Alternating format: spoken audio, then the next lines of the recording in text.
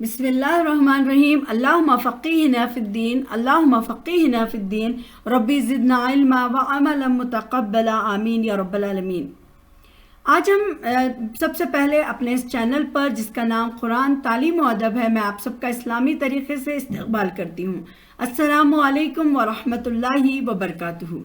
हमारे जो रमज़ान की सीरीज़ चल रही हैं, रमज़ान मौसम बहार के नाम से, उसमें आज हम लेंगे ज़कात के बारे में कि ज़कात की क्या अहमियत है, ज़कात के मायने क्या हैं, और फिर ज़कात क्या हमारे लिए एक इम्तिहान है। और तमाम अंबिया के जो जितने भी उम्मतें आए हैं नबी करीम सल्लल्लाहु अलैहि वसल्लम से पहले, क्या उन पर भी ज़कात फ़र्ज़ थी, और फिर उम्मत मुस्लिमा पर ज़कात की क्या फ़र्ज़ियत है, इसके बारे में आज हम इंशाअल्लाह यहाँ पर समझेंगे कि ज़कात सबसे पहले क्या होता है। ज़कात की जो अहमियत है, नमाज के बाद इस्लाम का सबसे बड़ा जो रुकन है वो है ज़कात। आम तौर पर चूँकि इबादत के सिलसिले में नमाज के बाद रोज़े का नाम लिया जाता है, इसीलिए लोग ये समझने लगे हैं कि नमाज के बाद रोज़े का नंबर आता है। मगर कुरान मजीद पर अगर हम गौर करें तो कुरान मजीद में हमको मालूम होता है कि इस्लाम में नमाज के बाद सबसे बढ़कर ज़कात की अहमियत है। ये दो सुतून ऐसे हैं जिन पर इस्लाम कायम है, यानी इस्लाम की जो इमारत खड़ी होती है वो नमाज और रोज़े पर है। इसके हटने के बाद इस्लाम कायम ही नहीं रहता। ज़कात के मायने क्या हैं? ज़कात के मायने हैं पाकी और सफाई के, यानी अपने माल में से एक हिस्सा हाजतमंदों को और मिस्किनों के लिए निकालने को ज़कात कहा गया है। ज़कात इसलिए कहा गया कि इस तरह आदमी का माल और उसके माल के साथ उसका खुद अपने नफ्स भी क्या है, पाक हो जाता है। जो शख्स खुदा की बख्शी हुई नेमत, यानी जो अल्लाह ताला ने जो उसे माल दिया है और जो दौलत अल्लाह ताला ने उससे दी है, खुदा अल्लाह के बंदे का जो हक नहीं निकालता अगर वो उस माल में से, तो उसका माल नापाक है। और वो जो माल के साथ उसका जो नफ्स है वो भी क्या है, नापाक हो जाता है, क्योंकि उसके नफ्स में एहसान फरामोशी जो थी वो भरी हुई है। और फिर उसका दिल इतना तंग है, इतना खुदगर्ज है कि अपने इतना ज़बरदस्त के जिस अल्लाह ताला ने उसको हकीकी ज़रूरियात से ज़्यादा दौलत देकर उस पर जो एहसान किया है, यानी जो अपनी ज़रूरत का माल उसके पास है, उससे ज़्यादा अल्लाह ताला ने जो उसे माल दिया है, वो क्या करता है, उसके एहसान का हक़ अदा नहीं करता। और फिर वो क्या करता है, उसका दिल उस माल को खर्च करने में उसका दिल दुखता है और उसे तकलीफ़ होती है अल्लाह के उस दिए हुए माल को खर्च करने में। तो ऐसे शख्स के क्या उम्मीद की जा सकती है कि वो दुनिया में कोई नेकी भी अल्लाह ताला के वास्ते करेगा, या फिर कोई क़ुरबानी भी महज अपने दीन और ईमान के खातिर वो बर्दाश्त करेगा। तो लिहाजा ऐसे शख्स का दिल भी क्या है, नापाक, और उसका माल भी नापाक हो जाता है, क्योंकि वो वो इस तरह माल को जमा करके रखता है। और ये जो ज़कात होता है ये एक इम्तिहान है, यानी अल्लाह ताला ने ज़कात को फ़र्ज़ करके, यानी ज़कात का फ़र्ज़ आयद करके हर शख्स को इम्तिहान में डाला है। जो शख्स जो खुशी अपने ज़रूरियात से ज़्यादा माल में से अल्लाह ताला का हक़ निकालता है, उसके बंदों की मदद करता है, वही अल्लाह के काम का आदमी है। वरना फिर वही वो उसी लायक भी है कि उसे ईमानदारों की, यानी अल्लाह ताला के ईमानदार बंदों में उसको शुमार किया जाएगा। और जिसका दिल इतना तंग है कि वो इतनी ज़री सी कुर्बानी भी अल्लाह ताला के लिए नहीं बर्दाश्त कर सकता, तो वो क्या है, अल्लाह के किसी काम का नहीं है। वो हरगिज़ इस लायक नहीं है कि उसका अहले ईमान की जमात में उसे दाखिल किया जाए।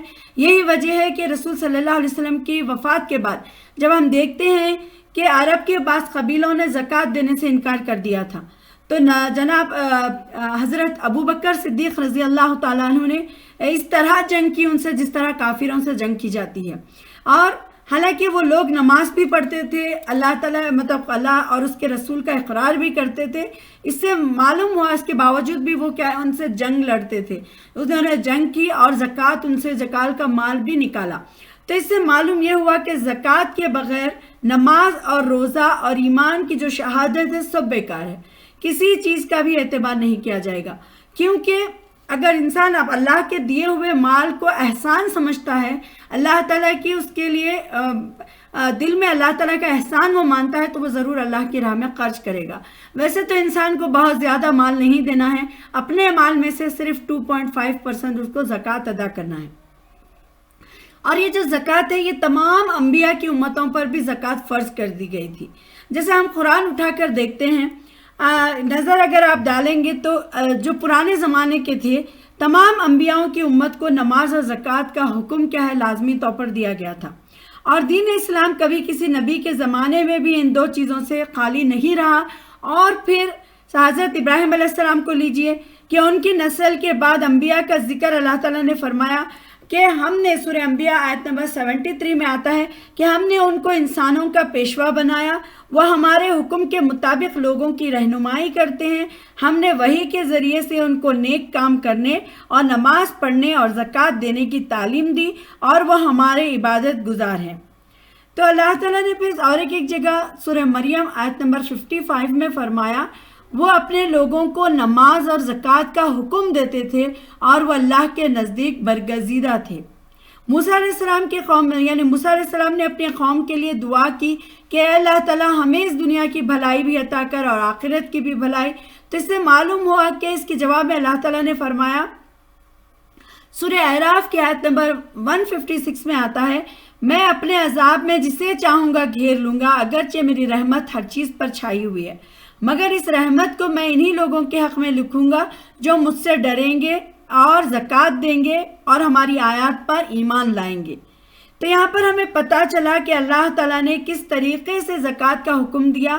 یعنی اللہ تعالیٰ کی رحمتیں کیا ہے اسی بندوں پر چھاتی ہیں، انہی پر چاہتی ہے جو زکوٰۃ ادا کرتے ہیں اور اللہ تعالیٰ کی آیتوں پر ایمان لاتے ہیں. بنی اسرائیل کے بارے میں سورہ بقرہ میں اللہ تعالیٰ نے اللہ کے سوا کسی کی عبادت نہ کریں اور نماز و زکوٰۃ کی پابندی کریں. سورہ بقرہ کی آیت نمبر اور رکوع 10 میں بھی اس کا ذکر ہوا ہے. اور یہاں پر دیکھیے سورہ مائدہ آیت نمبر 12 میں بھی اللہ تعالیٰ نے فرمایا کہ اے بنی اسرائیل میں تمہارے ساتھ ہوں اگر تم نماز پڑھتے اور زکوٰۃ دیتے رہو اور میرے رسولوں پر ایمان لاؤ اور جو رسول آئیں ان کی مدد کرو اور اللہ کو قرض حسن دو، یہ میں تمہاری برائیوں سے تم سے دور کر دوں گا. پھر رسول صلی اللہ علیہ وسلم سے پہلے آخری نبی جو حضرت عیسیٰ علیہ السلام تھے، سوائے ان کے بھی اللہ تعالیٰ نے نماز اور زکوٰۃ کے ساتھ ساتھ خود حکم دیا. جیسے کہ سورہ مریم میں آتا ہے آیت نمبر 31 میں اللہ تعالیٰ نے مجھے برکت دی جہاں بھی میں ہوں اور مجھے ہدایت فرمائی کہ نماز پڑھوں اور زکوٰۃ دیتا رہوں جب تک زندہ رہوں. تو اس سے معلوم ہو گیا کہ دین اسلام ابتدا سے یعنی ہر نبی کے زمانے میں نماز اور زکوٰۃ کے ان دو بڑے ستونوں پر قائم ہوا ہے. اور کبھی ایسا نہیں ہوا کہ خدا پر ایمان رکھنے والے کسی امت کو بھی ان دو فرضوں سے معاف کر دیا گیا ہو. اب امت مسلمہ پر زکوٰۃ کی جو فرضیت ہے، اب دیکھیں کہ رسول صلی اللہ علیہ وسلم کی شریعت میں یہ دونوں فرض کس طرح ساتھ ساتھ لگے ہوئے ہیں. یعنی قرآن مجید کھولتے ہی سب سے پہلے جن آیتوں پر ہماری نظر پڑتی ہے وہ یہ ہے کہ ذالک الکتاب لا ریب فیہ ھدی للمتقین الذین یؤمنون بالغیب ویقیمون الصلاۃ ومما رزقناہم ینفقون. سورۃ البقرہ کی آیت نمبر 1 سے 3 میں ہم دیکھتے ہیں کہ یہ قرآن اللہ کی کتاب ہے، اس میں کوئی شک نہیں. یہ پرہیزگاروں کو دنیا میں زندگی کا سیدھا راستہ بتاتا ہے اور پرہیزگار وہ ہیں جو غیب پر ایمان لاتے ہیں اور نماز پڑھتے ہیں اور رزق ہم نے جو دیا ہے ان کو اس میں سے اللہ کی راہ میں خرچ کرتے ہیں. پھر اللہ تعالیٰ نے فرمایا اولئک علی ھدی من ربہم واولئک ھم المفلحون. ایسے ہی لوگ ہیں اپنے پروردگار کی طرف سے ہدایت یافتہ اور فلاح ایسے ہی لوگوں کے لیے ہے. یعنی جن میں ایمان نہیں اور جو نماز اور زکوٰۃ کی پابندی نہیں کرتے اور وہ نہ ہدایت پر ہیں اور نہ انہیں فلاح نصیب ہو سکتی ہے. اس کے بعد اسی سورہ بقرہ کو اگر ہم پڑھیں گے تو پتہ چلے گا سورہ بقرہ آیت نمبر 43 میں وَأَقِیمُوا الصَّلَاةَ وَآتُوا الزَّکَاةَ وَارْکَعُوا مَعَ الرَّاکِعِینَ. نماز کی پابندی کرو اور زکوٰۃ دو اور رکوع کرنے والوں کے ساتھ رکوع کرو، یعنی نماز جماعت کے ساتھ یعنی پھر ادا کرو. پھر تھوڑی دور اگر ہم دیکھیں تو اسی سورہ بقرہ آیت نمبر 177 پہ اللہ تعالیٰ نے فرمایا نیکی محض اس کا نام نہیں کہ مشرق یا مغرب کی طرف سے تم मुंह कर लिया, बल्कि नेकी उस शख्स की है जिसने अल्लाह और आखिरत और मलाइका और किताब इलाही और पैगंबर पर ईमान रखा और अल्लाह की मोहब्बत में अपने हाजतमंद रिश्तेदारों, यतीमों और मिस्कीनों और मुसाफिरों और साइलों पर अपना माल खर्च किया और कर्ज या असीरी से गर्दनें छुड़ाने में मदद की और नमाज की पाबंदी की और ज़कात अदा की। और नेक लोग वो हैं जो अहद करने के बाद अपने अहद को पूरा करें और मुसीबत और नुकसान और जंग के मौके पर सब्र के साथ राह हक़ पर डट जाएं। ऐसे ही लोग सच्चे मुसलमान हैं और ऐसे ही लोग मुत्तकी परहेजगार हैं। फिर आगे हम देखते हैं सूरह माइदा में अल्लाह ताला ने इरशाद फरमाया आयत नंबर 55-56 में, मुसलमानों तुम्हारे हकीकी दोस्त और मददगार सिर्फ अल्लाह और उसके रसूल और ईमानदार लोग हैं। यानी ऐसे लोग जो नमाज पढ़ते हैं, ज़कात देते हैं, खुदा के आगे झुकते हैं। बस जो शख्स अल्लाह और उसके रसूल और ईमानदार लोगों को दोस्त बनाए वो अल्लाह की पार्टी के आदमी हैं और अल्लाह की पार्टी ही गालिब रहने वाली है। अहले ईमान की जो निशानी है वो नमाज और ज़कात से है। इस अजीम शान आयत में एक बड़ा कायदा बयान किया गया है। सबसे पहले तो ये इस आयत से मालूम हुआ गया कि अहले ईमान सिर्फ वो लोग हैं जो नमाज पढ़ते हैं और ज़कात देते हैं। इन दो अरकान इस्लाम में जो लोग रूगर्दानी करेंगे उनका दावा ईमान ही झूठा है, यानी जो ईमान का वो दावा करते हैं वो झूठे हैं। फिर यह है कि इस आयत से ये भी मालूम हुआ कि अल्लाह और उसके रसूल और अहले ईमान की जो एक पार्टी है वो ईमानदार आदमी का काम है। और ये सब क्या है? ईमानदार और ईमान रखने वाले, नमाज पढ़ने वाले, ज़कात देने वाले, यही अल्लाह की पार्टी के लोग हैं और यही लोग क्या है? फलाह पाने वाले हैं। और दूसरा ये है कि इस्लामी जो वो उख़ुवत है, जो भाईचारगी है, उसकी बुनियाद भी क्या है? इसी पर है। सूरह तौबा में अल्लाह ताला ने मुसलमानों को कुफ़ार और मुशरिकीन से जंग का जो हुक्म दिया है, इसे मुसलसिल कई रुकुओं में, यानी कई रुकुओं तक जंग के भी मुतालिक क्या है? अल्लाह ताला ने हिदायत दी है। इस सिलसिले में इरशाद हुआ है, सूरह तौबा की आयत नंबर 11 में आता है, फ़इन ताबू व अक़ामुस्सलाता व आतुज़्ज़का फ़इख़्वानुकुम फ़िद्दीन। फिर अगर वो कुफ्र और शिर्क से तौबा करें, ईमान ले आएँ और नमाज पढ़े और ज़कात दें तो वो तुम्हारे दीनी भाई हैं। यानी अल्लाह ताला ने फरमाया कि अगर वो कुफ्र और शिर्क से तौबा कर लेंगे, ईमान लाएंगे, नमाज पढ़ेंगे और ज़कात देंगे तो ये क्या है? फिर भाई हैं, तुम्हारे ईमान वाले हैं। तो महज कुफ्र और शिर्क से तौबा करना और ईमान का इकरार कर लेना ये काफ़ी नहीं है, बल्कि इस बात का सबूत है कि वाकई कुफ्र और शिर्क से वो ताइब हो गया है, पलट गया है और हकीकत में ईमान लाए हैं। सिर्फ इस तरह मिल सकता है कि नमाज की पाबंदी करें और वो ज़कात अदा करें।